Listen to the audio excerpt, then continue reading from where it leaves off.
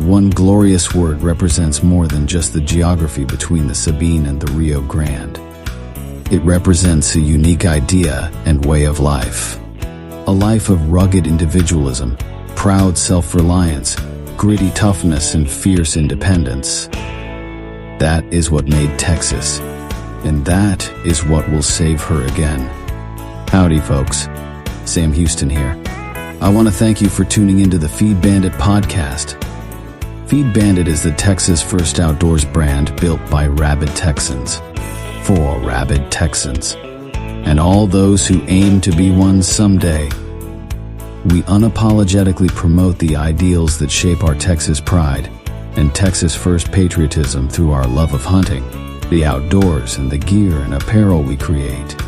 Texas, above all else, preserve the tradition, protect the legacy. Check us out at feedbandit.com. And to repeat that great rallying cry from a former colleague of mine, liberty or death. Now, enough of my talking. Here are a couple of bandits that love Texas as much as I do. Enjoy.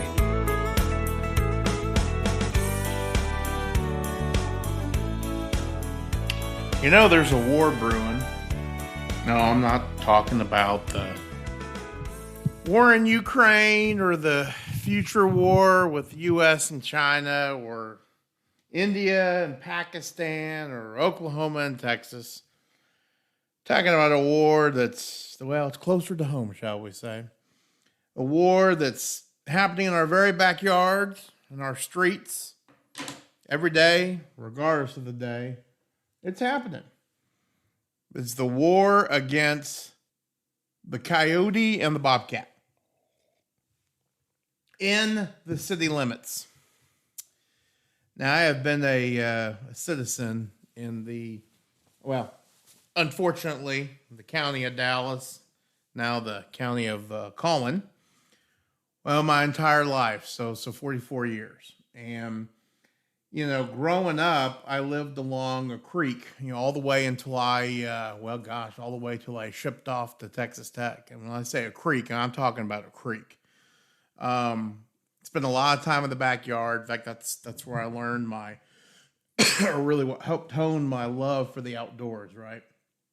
Is being out there in the sticks and the birds and all that kind of fun stuff. And it was a very, very, very woody area that I lived near, and great visibility. God, we lived in that house from 85 until about 97, so 115 years, give or take, right? Never in my time, and again, I spent a majority of my time looking outside, did I ever see a bobcat or did I ever see a coyote? I did see a fox one time, right after the house was built in the winter. I did see a red fox, which was one of the coolest damn things I'd ever seen in my entire life. And I remember it to this day because I was eating Coulter's barbecue. And I could tell you where I was in the kitchen. I looked out the window, and there he was, just walking parallel to us. But other than that, that's the only big predator, quote unquote, I have ever seen in that area up until 2007-ish? Yeah, 2007, 2008, when my wife and I moved to our house in far northern Dallas. And that's when I saw my first bobcat in the city limits. And really at that point, you know, of course, you'd hear about them. But back, it seems like 2006, 2007, that's when it became a thing, you know? Where you would start to see them all the time. You would start to see coyotes all the time. It was an explosion, a population explosion. And it's fascinating. It's not as though I haven't been looking for them. I'm always looking out the window, right? But that really seems to be the time that I can put my finger on it, that I noticed that sightings and the news and all that was going was really starting to pick up. Coyotes are in the neighborhood. Bobcats are in the neighborhood. So on and so forth. Dogs and cats are disappearing. So on and so forth. It is absolutely fascinating. And so the question is why? Okay, well, a couple of reasons. I tell you, I think the biggest culprit is, well, first of all, I talk about the very nature of the beast, okay? Why do we have so many coyotes and bobcats in the city today? Okay, and I can't speak for San Antonio or Austin. God knows, I'm sure they're covered.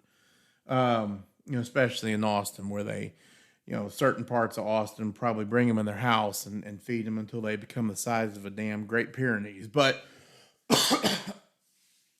I'd say one of the biggest one is, habitat fragmentation. All right. As the humans expand, the critters start to expand, right? And then the critters got to learn to adapt. All right. The bobcat, the coyote, the deer, the quail, everything's got to learn to adapt. Now, some animals adapt better than others, right? For example, you're not going to see a quail running down Plano Parkway and duck into a park and think that bird's going to live. Hell no. Okay, that quail doesn't have a chance in hell, okay? A coyote will. The coyote is arguably, my opinion, the smartest animal in the entire state of Texas. Been around for a long, long, long time and is a very highly intelligent animal. Okay, they learn, just like all canines. Okay, but this ain't your Labrador Retriever. This is a meat and muscle and bone critter that's out there constantly foraging for food. Okay, they'll eat deer feeders, they'll eat birds, fish, cat food, your dog, your cat, your punt dog. They'll eat them all. They're what we call an opportunistic feeder. Okay. So, unlike the quail who can only eat the seeds from the state of Texas native grass or the state of Texas state of Texas grass, which would be Cytodes grama, okay, and a handful of other seeds, pigweed and such, coyote can just eat about anything. It's very adaptable.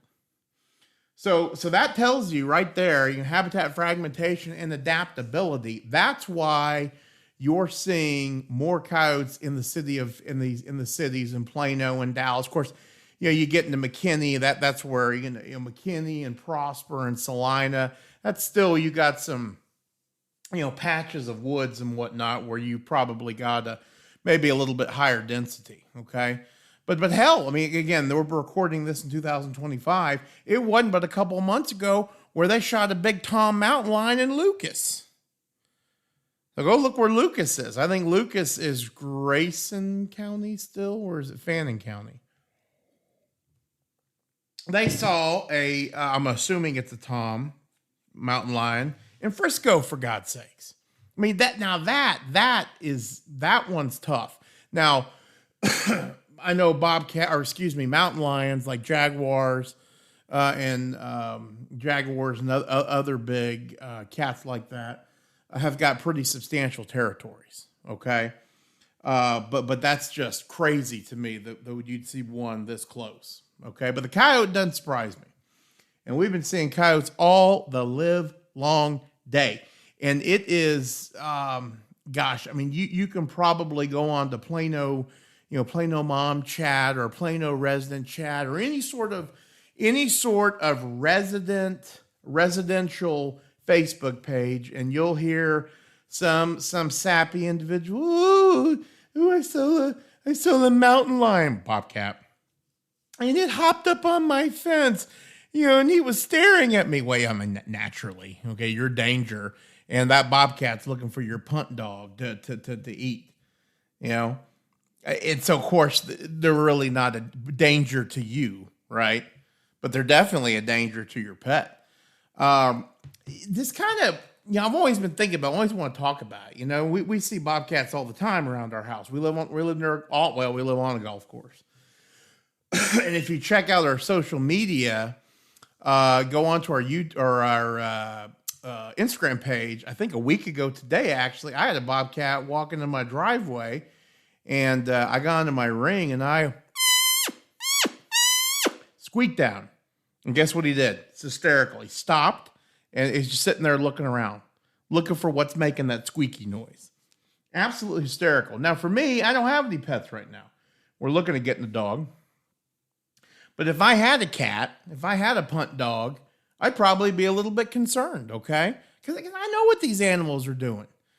You know, well, gosh, it's just, that bobcat, he'd rather eat a squirrel than my wife's poodle, right? No, absolutely not. A bobcat or a coyote is going to eat the creature, dead or alive, that requires it to expend the least amount of energy. Okay? So, if there's a dead carcass there and a live animal, the coyote's probably going to eat the dead carcass. And then if he's full, then he's going to go after the live animal. They're smart like that. Okay? They know how to burn their... You don't see any fat coyotes that run around right here, right? They know how to manage... they just eat. They eat, and run. That's why they're all slim and trim. So the war I'm speaking about is what do you do as a pet owner in these big urban settings when you've got coyotes and bobcats in your area? Well, there's the one piece. Okay, what if you're dealing with rabies? Well, and I should have looked this up before we started this. I've looked up some other stuff, but statistically, I don't know how big of a problem rabid coyotes and bobcats are. Skunks, I know, are a problem. That is extremely well documented. Raccoons, there's been some foxes and stuff, but it's definitely would think that coyotes and bobcats would be a problem, but that would really be the only danger I would say to a human being. Now, what about when you're out walking your animals? Okay, well, obviously, if you've got a dog, a little, like I call them punt dogs, okay, like a Shih Tzu or a Awesome Buco or a Tutorama or one of those stupid names I can't spell or pronounce, one of those kind of dogs, you probably want to keep them on a leash, right? Because if that dog's walking 10 feet in front of you and the coyote just happens to be standing there, he's probably going to go for it. They're brazen like that, So obviously you want to try to be prepared. I actually see a lot of folks in our neighborhood with smaller, even with big dogs too, walking around with a golf club or a little walking stick. I'll be very honest with you. I don't think it's a bad idea. In case you do run into a rabid animal, but of course, and also I'm thinking about running to some scumbag who's driving around looking to rob somebody. So I don't think it's a bad idea at all to walk around with some sort of clubbing device to defend your dog or what may be. Well, then comes the issue of, well,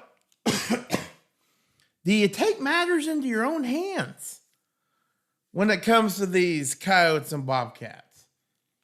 All right, they're a problem, and all this kind of came about. And I didn't finish my thought earlier. Is that there's a couple of signs in my neighborhood of big signs, poster board signs, double-sided, strategically put in the neighborhood, and it's this black and white cat, big cat. And my wife saw the lady putting up the sign. She was distraught. She was bawling. And then of course the cat says, or the sign says, "Oh, this is," I don't know the cat's name, Foo-Foo, and Foo-Foo's 600 pounds and has a jingle collar and all these kinds of things. And if you see it, please call this phone number. Well, listen, honey, I got news for you. You check the shelter. If you have checked the shelter, Foo-Foo ain't coming back. Okay, Foo-Foo's been digested, collar and all.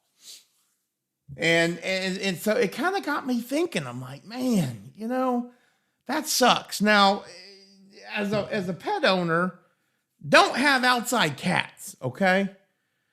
If you live in the country and they're feral cats, okay, they can take care of themselves, right? But if you live in Plano, Texas, I don't know that it makes sense anymore to have to have an outdoor cat. That's just me. Okay? Let the damn cat sit inside. Because nowadays, you're more than likely to have that cat show up dead, okay? Or eaten, digested. Now, when we were growing up, like I say, in along that creek, we had an outdoor cat. He never got eaten. He was huge. He was worthless. I mean, great cat, Nickel. Phenomenal cat. But he would catch lizards and mice and all that kind of stuff, but he never got it. All right? But times are different now. And they're like, okay, well, what's statistically? I don't know how many pets get eaten in the city of Plano or in Dallas, but it's probably more than you think. Well, how do I know that? Well, God, because I'm seeing babies. I'm seeing baby bobcats. Okay, especially baby bobcats. I'm seeing healthy looking bobcats and healthy looking coyotes too. So I got me thinking, see this poor lady putting up her sign, but the old Pookie Pants is toast. I'm thinking to myself, God, I've got the means of taking out bobcats, in my backyard. And yeah, sure, of course, I've got pistols and rifles and all that kind of stuff. And naturally, it is super illegal to discharge a firearm in the city of Plano, naturally. But I got to thinking, what does the city of Plano think about this whole matter, so on and so forth? And so I went on to they actually have a page, plano.gov /bobcats and coyotes. And it's funny, they got a little YouTube video here. And actually, I encourage everybody to go look at this page, even if you don't belong to Plano, because if you want to see what the legendary chupacabra looks like, you will have a picture of one right here at the beginning of this YouTube channel. And it's actually kind of interesting. This is a coyote that is soon to become a chupacabra. You can see his fur is extremely dark gray, and he hardly has any, okay? He has mange, right? And so he's losing all of his fur. And so this is what, this is a problem with this coyote. And, he's going to end up being, he's going to end up dying from this. But it's kind of funny because there's your chupacabra. But the fine government officials of Plano are giving everybody a lot of really nice advice here. And, it's really interesting. It's talking about, practice the best prevention towards keeping your animals safe. Stay with your pets at all times. While outdoors, remove outdoor food and water sources and eliminate any potential denning sites. Well, I got news for you. The food sources are your dogs, okay? So please keep them, your dogs and cats, keep them outside. Or, keep them inside, okay? Obviously. All right? Anyways, a lot of this is kind of, nonsense. They say, we want to keep our citizens and pets safe. So if you have any questions, call Animal Services. I got news for you. All right, a bobcat and a coyote is not going to hang around long enough for the fine folks in the city of Plano to come and deal with it. Okay, so start digging a little bit further here. And then, of course, this is done with Google AI, so I don't know if it's true or not. But I wrote, is it illegal to discharge a BB gun within the city limits of Plano, Texas? And it says it is illegal to discharge a BB gun, air guns, or air pistols in the city of Plano. The only exceptions are secure firing ranges, blah, blah, blah, blah, blah. Okay, all right. So what happens if your $3,000 Shih Tzu is being eaten alive by a coyote and you just happen to have a Benjamin 22 caliber pellet gun? Can you shoot that coyote or bobcat? And, is the city of Plano they gonna come down on you? I would sure hope not, right? But hell, you never know. I guess it's the government official that comes in and talks to you. So anyways, it's always gotten me thinking, I know how to call bobcats. I know how to call coyotes. I've got a pretty decent backyard. I've got a really good vantage point. I'm thinking to myself, should I sit back there with my Benjamin 22 caliber pellet gun and take out a couple of these bobcats to help my neighbors? It's interesting. I believe me, I've given it some thought, I really, really have. I've given it some thought. Because like I say, last week alone, I had 3 opportunities there in my backyard. And I squeaked one right towards me about a month ago. So it's fascinating. It's really, really interesting. I'm like, man, should we take things, should we take the law into our own hands to help protect our neighbors' pets, right? One could also make an argument, maybe on the flip side, that, I know that in certain times of the year, rats become a real problem. And actually, I've seen quite a few in our backyard at night. And so I think to myself, okay, well, if I'm sitting there sniping all the bobcats, will the mouse population go up? Will they get in my house and cause problems there? I don't know. Maybe not. Then it begs the question, here we go again. Opportunistic feeder. I mean, bobcat, is a bobcat going to be more willing to go chase a big city rat or a punt dog, Well, the city rat's going to run, right? And the punt dog might just sit there. So who's that bobcat going to eat? Well, he's going to eat the dog. So anyway, something to think about. Should you do your part as a hunter, as an ethical hunter, as a steward of the land, as a steward of the animals, and take out a bobcat or coyote that's in your neighborhood that is out there eating dogs and cats and all that kind of stuff? It's interesting. I mean, I'll tell you this much. The hogs, it's a no-brainer. It's a no question. There are people out there probably shooting them in the head with 22s. Maybe getting those little subsonics. Or what were they, the little 22 shorts? Yeah. Of course, I don't have the guts to fire off 22 in my backyard. Knowing my luck, God only knows. But anyway, something to think about. Something to think about. What would you do? Now, I'll tell you this much right now.